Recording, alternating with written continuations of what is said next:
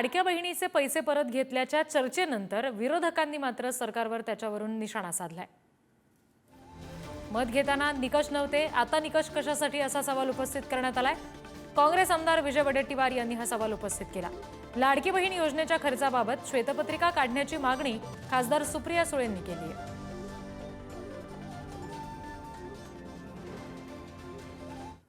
मागे सरकारची परिस्थितीच भीक मागायची आली आहे। कटोरा घेऊन आता लोकांच्या पुढे जाण्याची अवस्था आणली आहे। सरकारी तिजोरीची लूट करून पैसे मत मिळवले। आता का बेईमानी करताय? काल मी ऐकलंय त्या महिला बाल कल्याण मंत्र्यांचं स्टेटमेंट। ते म्हणतात की ज्यांना 1000 रुपयाचा लाभ मिळत असेल तर 500च मिळतील, ज्यांना 500 मिळतील त्यांना 1000 देऊ, आणि जे निकष लावलेत निम्म्यापेक्षा अधिक लाभार्थी महिला यापासून वंचित राहणार आहे, वगळल्या जाणार आहे। याचाच अर्थ स्पष्ट आहे की मतासाठी केलेली ही बेदागी होती, बेईमानी होती, हे आता स्पष्ट झालेलं आहे।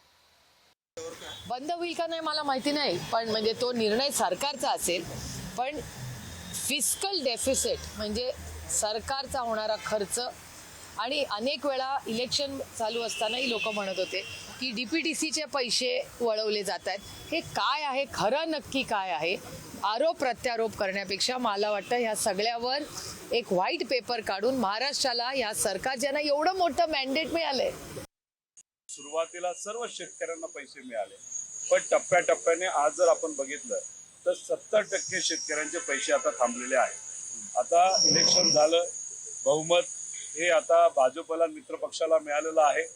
आता तुम्ही बघाल की हळूहळू टप्प्याटप्प्याने बऱ्यापैकी आमच्या लाडक्या बहिणींना ते योजनेपासून वंचित ठेवतील। अनेक महिला वंचित आहेतच, पण ज्यांना आता पेन्शन 1500 रुपये महिन्याला मिळतंय ते सुद्धा कदाचित कमी केलं जाईल। पण आम्ही आता विरोधात आहोत।